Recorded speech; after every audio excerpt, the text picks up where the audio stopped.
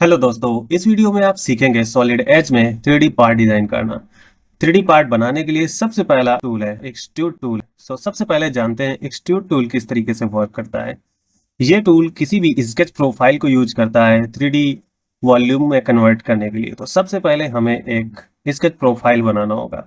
हमारे पास तीन reference plane होते हैं, इन तीनों में से एक रेफरेंस प्लेन को सेलेक्ट करेंगे और स्केच बनाएंगे।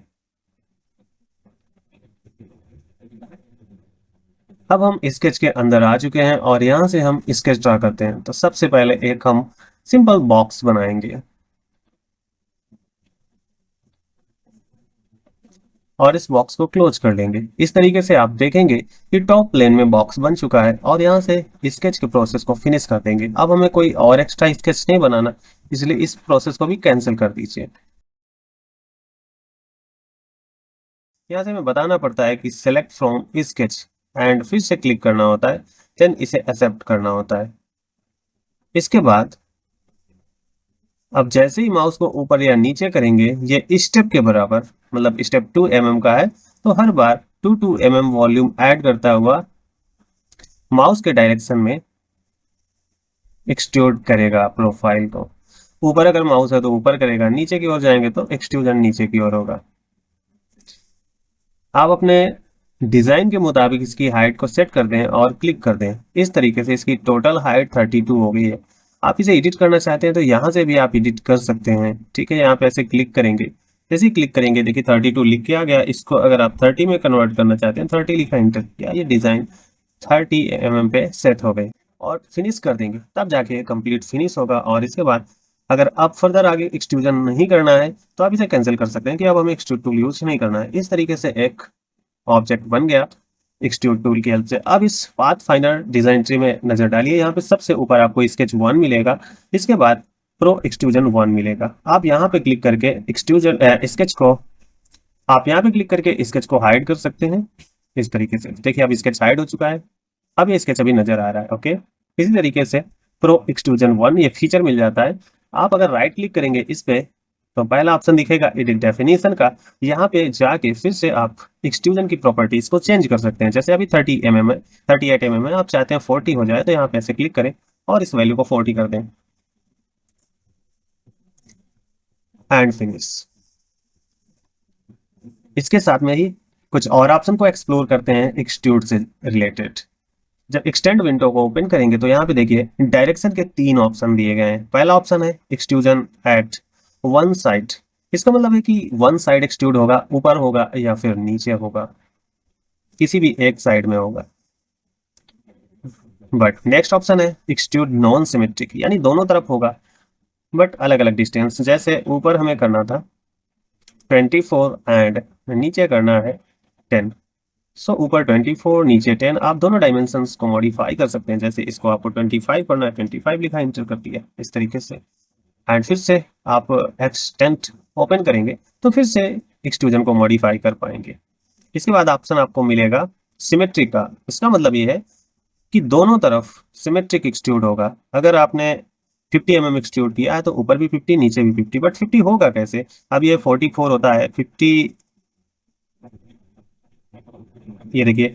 बट आपको अगर मैनुअली वैल्यू पुट करनी है तो डायरेक्ट 50 लिखें, इंटर करें, ये ऑटोमेटिक 50 mm पे सेट हो जाएगा और दोनों तरफ इक्वल इक्वल डिस्ट्रीब्यूट हो जाएगा। एंड फिनिश करते हैं। इसके बाद फिर से हम डायरेक्ट अगर एक्सट्रूजन ऑप्शन ले लें तो ये डायरेक्ट एक्सट्रूड कर देगा, बट एक्सट्रूड करेगा एक प्रोफाइल को, और प्रोफाइल हमारे पास है नहीं। तो अब हम इस ऑप्शन को यहाँ से चेंज करके कोइंसिडेंट प्लेन लेंगे। इसका मतलब ये है कि अभी हम स्केच बनाने के लिए प्लेन सेट कर रहे हैं, बस ये मतलब है। अभी हमने स्केच बनाने के लिए प्लेन सेट किया है। प्लेन कौन सा सेट करना है, आप इन प्लेन्स में से कोई एक सिलेक्ट कर सकते हैं। जैसे टॉप फिर से मैंने ले लिया और टॉप प्लेन को ले गया, फिर से हम स्केच पे आ गए हैं। फिर से एक रेक्टेंगल ही बना लेते हैं इस बार। इस तरीके से एक रेक्टेंगल बना लिया। फिर डायमेंशंस को मॉडिफाई करना चाहें तो यहाँ से मॉडिफाई कर दें एंड स्केच को क्लोज करें। जैसे ही क्लोज करेंगे फिर से एक्सट्रूड होने लगेगा। तो ये देखिए जो ड्रा प्रोफाइल ऑप्शन है, अगर उसको फिर से ओपन करेंगे तो फिर से आपको स्केच के अंदर ले आएगा कि सपोज दैट कुछ आपको मॉडिफिकेशन तो नहीं करनी। जैसे इसके अंदर हमें यहाँ पे एक होल बनाना है और एक होल हमें यहाँ पे बनाना है।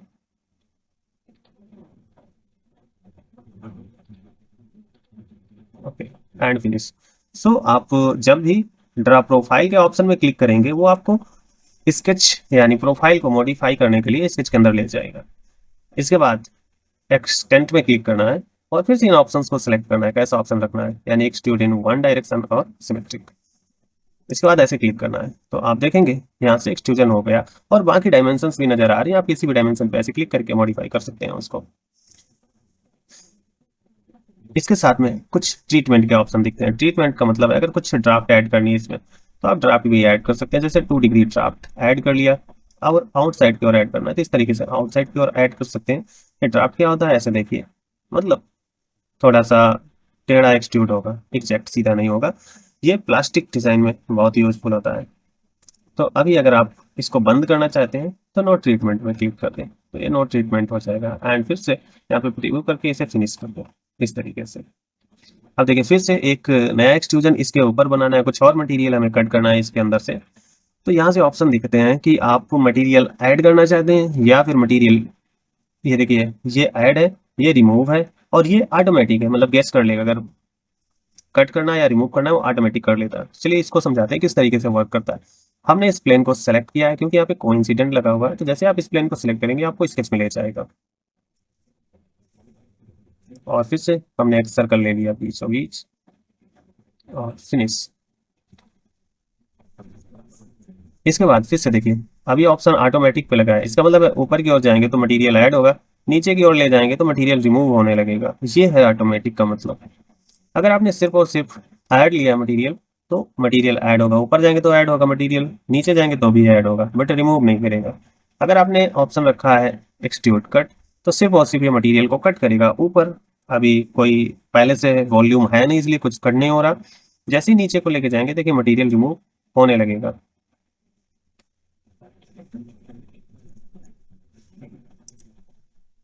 एंड फिर से आप ट्रीटमेंट के ऑप्शन ऐड कर सकते हैं। जैसे इसमें आपको कुछ ड्राफ्ट ऐड करना है तो इस तरीके से ड्राफ्ट ऐड कर सकते हैं। एंड ड्राफ्ट के साथ साथ हमारे पास एक क्राउन का भी ऑप्शन होता है तो इसे भी एक्सप्लोर करते हैं अभी। Review and finish. ड्राफ्ट इसलिए ऐड किया जाता है कि जब भी हम इस पार्ट का मोल्ड बनाएंगे तो उस मोल्ड से निकलने में आसानी होगी, नहीं तो फिर मोल्ड से निकलेगा नहीं। अब हम प्रो एक्सट्रूजन वन पे आते हैं। देखिए प्रो एक्सट्रूजन वन डिपेंड है स्केच वन पे, क्योंकि स्केच वन को हमने सबसे पहले बनाया था, देन स्केच वन पे हमने एक्सट्रूजन अप्लाई किया था, इसलिए स्केच नजर आ रहा है यहाँ पे। बट प्रो एक्सट्रूजन टू का स्केच इसके अंदर नजर आएगा क्योंकि हम इस फीचर को लेने के बाद स्केच को बनाया था। ऐसे ही कटआउट का भी जो प्रोफाइल है स्केच प्रोफाइल वो भी इसके अंदर ही नजर आ रहा है।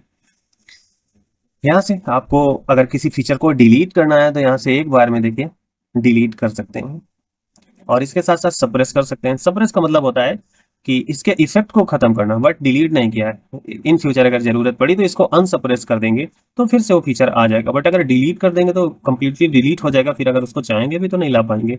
इसलिए कई बार हम सप्रेस फीचर यूज करते हैं। और किसी भी स्केच में जैसे हम प्रो एक्सट्रूजन वन में राइट क्लिक करते हैं तो इसमें पहला ऑप्शन दिखता है एडिट डेफिनेशन का, जो कि एक्सट्रूड को एडिट करने का ऑप्शन है। नेक्स्ट ऑप्शन दिखता है एडिट प्रोफाइल।